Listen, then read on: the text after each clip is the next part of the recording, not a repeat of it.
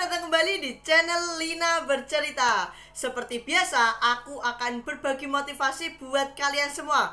Untuk itu, ikuti terus ya videoku ini.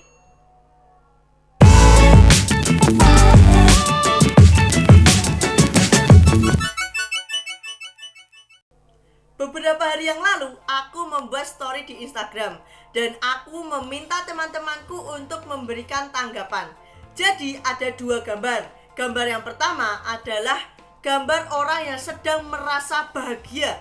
Kemudian gambar yang kedua adalah orang yang sedang merasa sedih. Kemudian aku mengajukan pertanyaan, apa sih yang menentukan rasa? Ya rasa apapun itu, rasa senang, rasa sedih, rasa ragu, rasa kecewa, bahkan rasa marah.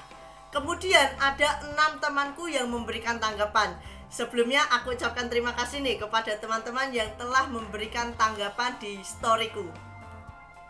Nah, yang pertama ada dari @monica_frede. Dia mengatakan bahwa rasa ditentukan dari hati dan pikiran yang sejalan atau tidak. Kemudian yang kedua ada dari @vincentius_girvan. Dia mengatakan bahwa rasa ditentukan dari sebuah peristiwa, kemudian mood atau suasana hati. Dan yang ketiga ada dari @izzygilang. Dia mengatakan bahwa rasa ditentukan dari seberapa sering kita bersyukur. Nah, ini aku mau tanya nih ke kalian, sudahkah kalian bersyukur hari ini? Hehe. Kemudian selanjutnya ada dari @micellarwater_. Dia memberi tanggapan 2. Ini temanku emang lain dari yang lain sih. Enggak, bercanda. Mungkin maksudnya dia adalah dia sedang berada dalam kondisi gambar nomor 2. Sel, kalau aku salah mohon dikoreksi ya, silakan aja tulis di kolom komentar. Kemudian selanjutnya ada dari @cecilia_ines_. Dia mengatakan bahwa rasa ditentukan dari bagaimana kita memandang atau menyikapi sebuah kejadian atau peristiwa. Dan yang keenam ada dari @ilalang.ars. Apa sih, Lin? Gak apa-apa sih, Lang, cuma cari konten, cuma cari materi buat konten YouTube aja. Nah, dari tanggapan tadi itu semuanya benar, tidak ada yang salah. Sekarang coba kita lihat dari tanggapannya @monica_frede. Dia mengatakan bahwa rasa ditentukan dari hati dan pikiran yang sejalan atau tidak. Ketika hatimu dan pikiranmu tidak sejalan, maka bisa menimbulkan rasa keraguan. Ragu untuk memulai, ragu untuk mengakhiri, ragu untuk mengambil keputusan, dan ragu untuk menentukan langkah baru.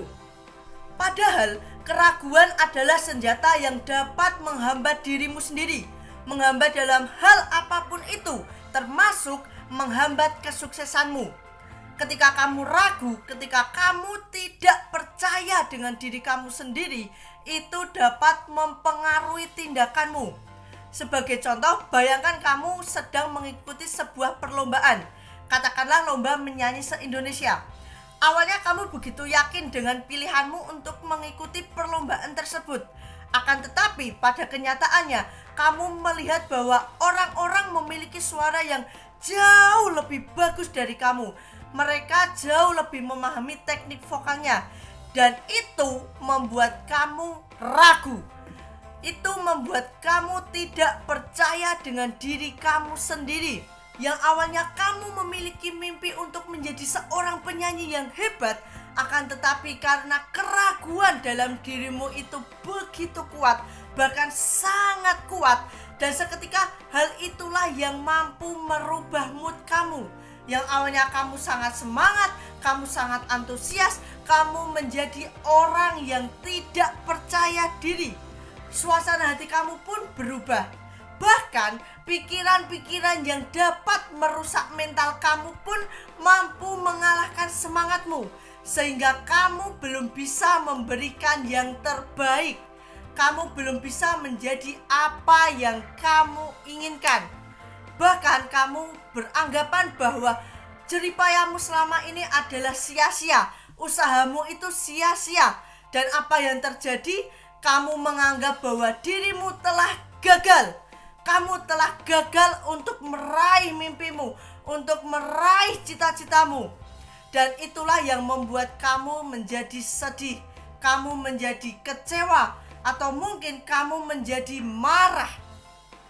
Bahkan kamu dapat marah dengan keadaan, kamu mampu menyalahkan keadaan. Seperti yang dikatakan oleh @Vincentius_Girvan, rasa ditentukan dari sebuah peristiwa, kemudian mood atau suasana hati.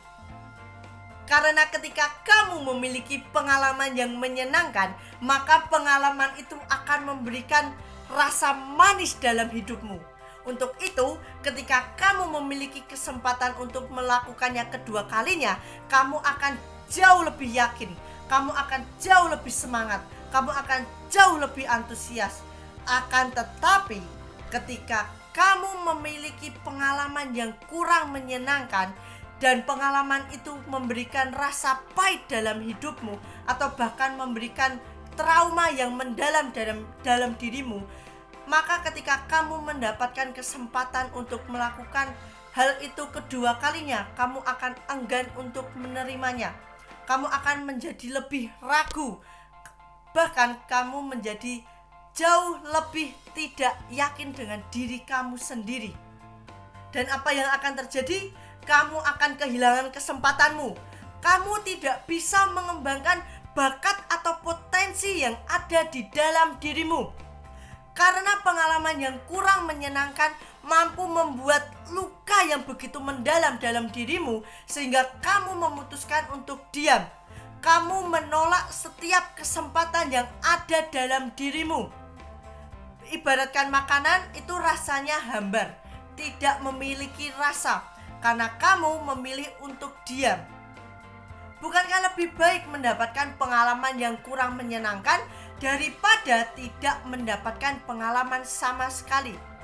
Bukankah lebih baik kita mencoba untuk memperbaiki kesalahan kita di masa lalu daripada kita tidak mau melakukannya lagi, daripada kita memutuskan untuk diam?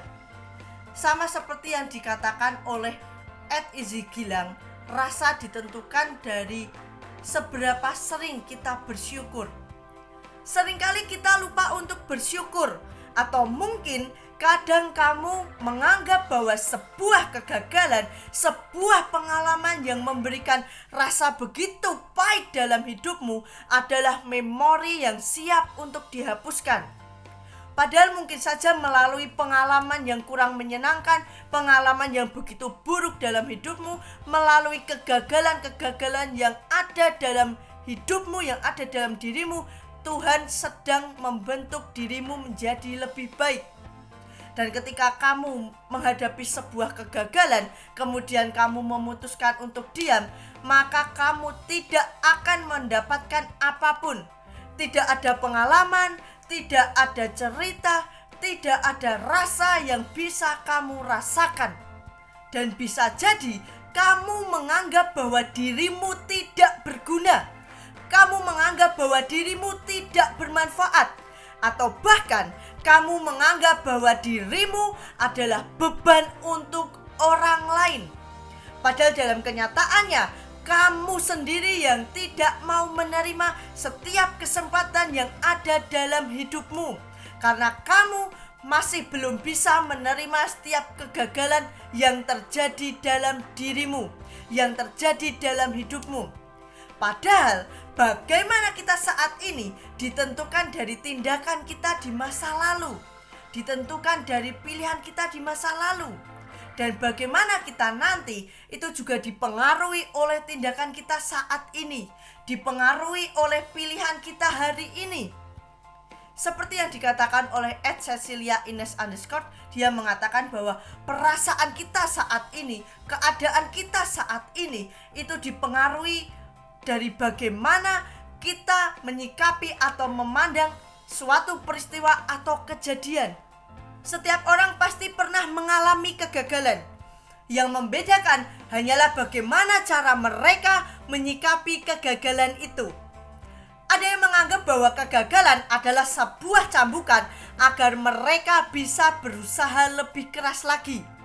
Akan tetapi, ada juga yang menganggap bahwa kegagalan adalah akhir dari segalanya.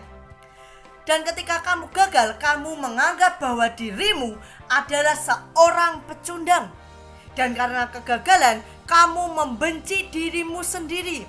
Kamu menyalahkan dirimu sendiri. Sampai pada akhirnya, kamu lupa bahwa sebenarnya kamu itu begitu berharga. Kamu itu sangat istimewa. Jadi, bagaimana kamu menyikapi setiap kegagalan yang ada dalam hidupmu? Bagaimana kamu menentukan setiap rasa yang ada dalam hidupmu? Itu adalah pilihanmu. Seperti quote favoritku dari Dr. Viktor E. Frankl, dia mengatakan bahwa apapun bisa dirampas dari manusia, kecuali satu, kebebasan terakhir seorang manusia. Kebebasan untuk menentukan sikap dalam setiap keadaan. Kebebasan untuk memilih jalannya sendiri. Dan satu hal yang harus kalian ingat, bahwa tidak ada orang sukses yang tidak pernah mengalami kegagalan. Untuk itu, syukuri setiap kegagalan yang ada dalam hidupmu. Buatlah kegagalanmu sebagai pondasi untuk langkah keduamu. Sampai pada akhirnya, kegagalanmu lah yang menghantarkanmu pada kesuksesan yang tak bisa dibayar oleh apapun itu. Oke? Nah, sampai di sini dulu ya motivasi dari aku. Terima kasih buat yang telah menonton videoku ini. Buat kalian yang suka video ini, jangan lupa kasih like. Buat yang belum subscribe, jangan pikir-pikir lagi deh. Langsung aja klik tombol subscribe dan aktifkan loncengnya. Buat kalian yang telah menonton videoku ini, jangan lupa kasih komen dan share. Oke, terima kasih. Sampai jumpa. Jangan lupa Lina bercerita.